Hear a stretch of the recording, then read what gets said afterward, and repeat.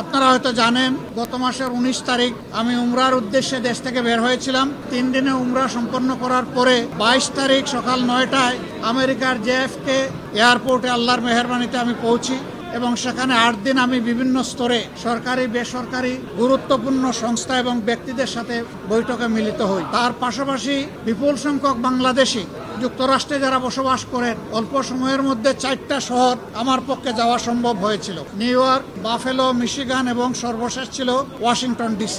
আমরা বাংলাদেশি প্রবাসী যারা আছেন তাদের সাথেও সেখানে মিলিত হওয়ার সুযোগ পেয়েছি, তাদের কথাগুলো শোনার সুযোগ হয়েছে এবং বিভিন্ন ব্যাপারে আমরাও তাদেরকে আশ্বস্ত করে এসেছি। বিশেষ করে আমরা গুরুত্বপূর্ণ দুটি কথা, দুটি মেসেজ তাদেরকে দিয়েছি।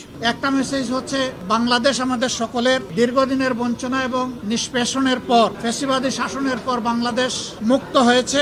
মুক্তির এই সংগ্রামে দেশবাসীর সাথে প্রবাসী যারা ছিলেন তারা সমানতালে লড়াই করেছেন। তাদের অবদানও বিশেষভাবে উল্লেখযোগ্য। তাদের সেই অবদানের জন্য তাদেরকে আমরা ধন্যবাদ এবং কৃতজ্ঞতা জানিয়েছি।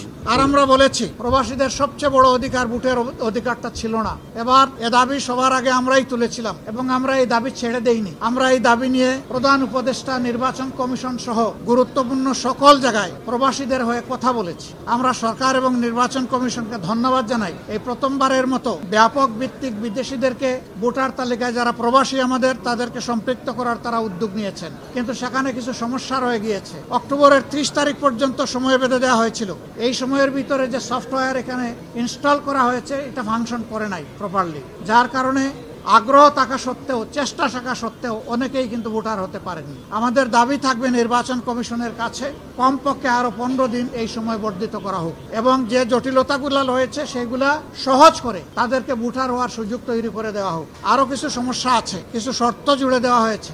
আমরা বলবো, একজন নাগরিকের প্রমাণের জন্য তার আইডি কার্ড, ন্যাশনাল আইডি যথেষ্ট। তার পাশাপাশি যদি তার একটা পাসপোর্ট থাকে, ভ্যালিড পাসপোর্ট, তাহলে আর কিছুরই প্রয়োজন হয় না। সেখানে কোথায় কারেন্টের বিল কে দিল, পানির বিল কে দিল কি দিল না, হোল্ডিং ট্যাক্স দিল না, অনেকের 10-20 বছর ধরে দেশের বাইরে আছে, তারা এগুলো ব্যবহারও করে না, বিলও দেয় না, বিল দেওয়ার প্রয়োজনও হয় না। সেগুলো শর্ত জুড়ে দেওয়া হয়েছে। আমরা এগুলাকে সহজ করার জন্য আহ্বান জানাবো। এর পাশাপাশি আরেকটা মেসেজ আমরা তাদেরকে দিয়েছি, তাদের দায়িত্ব শুধু দেশকে দেওয়া নয়, দেশের দায়িত্ব তাদেরকে সম্মান দেওয়া এবং মিলেমিশে দেশে প্রবাসে নিবাসে যারা আছেন, আমরা সবাই মিলে সবগুলো হাত একত্রিত করে সবগুলা মেধাকে এক কেন্দ্রে এনে আমরা আমাদের দেশকে নিয়ে ইনশাআল্লাহ আগামীতে সামনে আগাতে চাই। এই জন্য আমরা বলেছি, জাতীয় সংসদ সহ সরকার পরিচালনা এবং দেশ গঠনের সর্বক্ষেত্রে প্রপোর্শনেট হারেই প্রবাসীরা ইনশাআল্লাহ তারা সেখানে অংশগ্রহণ করবেন। তাদের সেই জায়গাটা নিশ্চিত করা হবে ইনশাআল্লাহ। এটা হয়তো সময় লাগবে, এটা আজকেই বললে আজকেই হবে না, কিন্তু এটি আমাদের স্বপ্ন বললে একদিন আল্লাহ তাআলা বাস্তবায়ন করবেন ইনশাআল্লাহ। আমরা সেই স্বপ্নের দিকে আগাবো আল্লাহ চাই।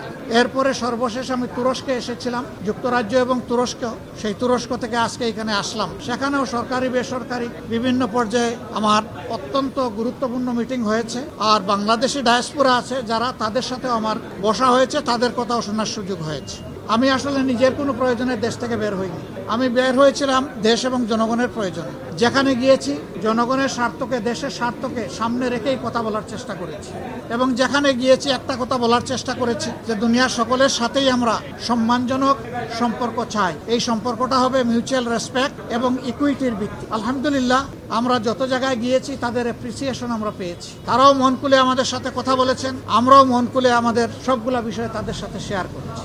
আল্লাহ তাআলার কাছে দোয়া করি এই সফরে যে সমস্ত পদক্ষেপ নেওয়া হয়েছে অথবা আলাপ আলোচনা হয়েছে সেগুলা যেন দেশ এবং জাতির কল্যাণে নিয়োজিত হয়। কোনো ব্যক্তি নয়, গোষ্ঠী নয়, দল নয়, দেশ এবং জাতির জন্য উপকার হয়।